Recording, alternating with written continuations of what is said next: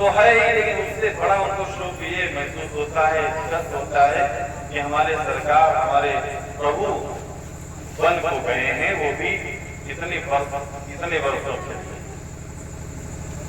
हमारे आज के परिवार में हम इसलिए कथा सुना रहे हैं, इस कहानी को जोड़ रहे हैं कि हम और आप कहानी जरूर सुनते हैं, लेकिन जिन कहानियों के माध्यम से हमारे जीवन में कुछ उतार चढ़ाव आते हैं, परिवर्तन हो सकते हैं, उनको हमें सीखना चाहिए।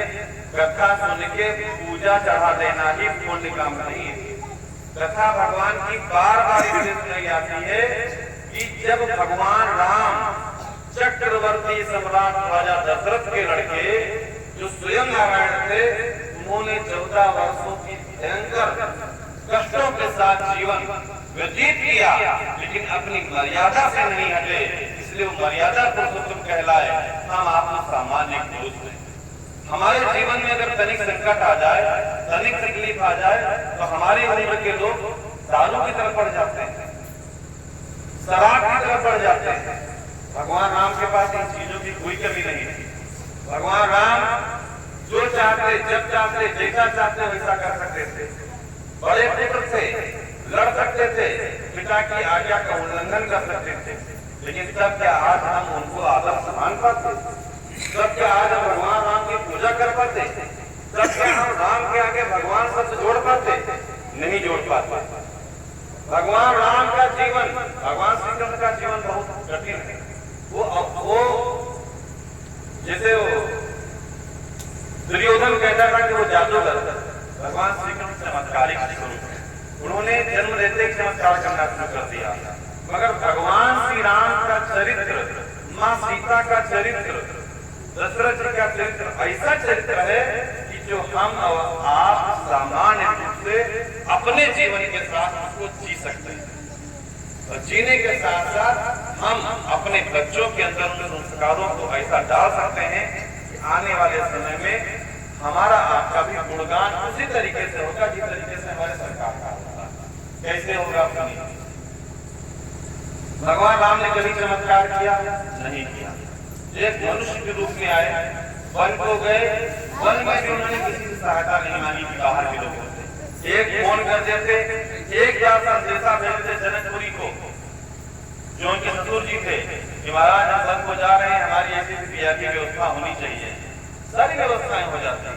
चक्रवर्ती सम्राट के बेटे थे, तमाम सीमाएं राजाओं की लगती थी, कहीं जाते सूचना मिलती, हर जगह वो अपनी व्यवस्था मेंटेन कर सकते थे, लेकिन ऐसा उन्होंने नहीं किया। उन्होंने वानरों यानी कि वन में रहने वाले नरों की सहायता के साथ, जो वंचित थे, जो शोषित थे, जिनको सामान्य समाज से अलग रखा गया था, भगवान ने उनको सम्मान देने का पूरा कार्य किया। आज जात पात भेदभाव जो आया है, ये हमारे समाज की कुरीति है, रीति नहीं है। भगवान ने केवट के साथ भोजन किया, निषाद रात के साथ भोजन किया। भगवान ने माँ सबरी के जूठे वेद खाए। हम कहानी प्रतिदिन सुनते हैं, लेकिन उसको जीवन में धारण करने का प्रयास किया। अब इस कहानी पर एक चीज और आ जाएगा, अगर महाराज राम ने जूठे बेर खाए तो हम फलाने का लेगा उसके जूठ बेर मनीष भैया खाए। सबरी की तपस्या भी आपको देखनी पड़ेगी कि कितनी श्रद्धा से, कितने दिनों तक उसने तपस्या की, उसका मन पवित्र, उसका तन पवित्र, उसकी आत्मा पवित्र हो चुकी थी। भगवान राम पधारे। ऐसे ही निषाद राज भगवान के साथ पढ़े भी, केवल उनकी भक्ति भाव देखी, तो ये भक्ति भाव उन्होंने अपने अंदर उत्पन्न करे।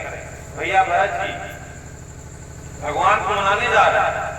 भगवान कहते हैं वन देवी से कि हे वन देवी, आप जितने भी आपके जंगल में रास्ते में जिस तरफ भरत आएंगे, उस मार्ग से जितने कांटे हैं, कंकड़ हैं, इसको हटा दीजिएगा। वन देवी भगवान राम से कहती, महाराज चक्रवर्ती सम्राट का बेटा जो वीर है, क्या उसके पांव इतने कोमल हैं कि हमारे जंगल के कंकड़, हमारे जंगल के कांटे को चुभा सकते हैं? भगवान राम ने कहा नहीं, बिल्कुल नहीं। हमारे भरत के पैर तो इंद्र के वज्र से भी मजबूत हैं, वो अगर पैर रख देगा तो शायद सीधा पर भी फट जाए, लेकिन जब वो पैर रखेगा और कहीं धोखे से उसके पैरों में एक कांटा एक कंकड़ चुभ गया तो उसके दिल से एक आवाज निकलेगी कि हमारी माँ सीता हमारे प्यारे भैया इन कोमल पैरों से इन पत्थरों पे चढ़ के गए। मैं इसलिए कह रहा हूँ कि उनको हटा देना। भगवान राम का प्रेम, जब भरत जी जाते हैं, सबने सुनी कहानी, भरत जी गए, प्रभु को मनाया, प्रभु ने मर्यादा की पिताश्री किसी वचन के लिए जा चुके हैं, अब जाना उचित नहीं है, वो भी नहीं रहे, तो अब हमको रघुकुल की मर्यादा का ध्यान रखते हुए, वचन का ध्यान रखते हुए हमें कार्य करना है पूरा। आप जाइए, मैं इतने वक्त बाद वहां आऊंगा। भरत भैया वापिस आ गए।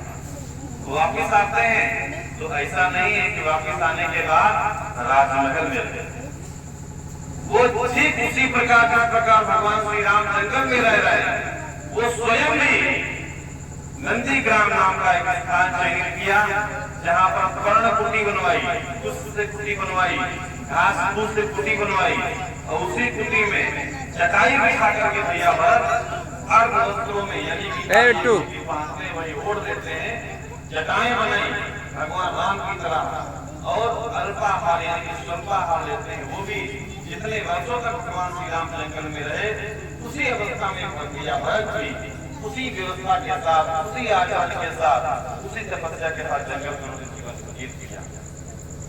तब जाके आज भैया भरत भगवान श्री राम की चर्चा और उनके नाम का स्मरण से मात्र हमारे जीवन में संकट दूर हो जाते हैं।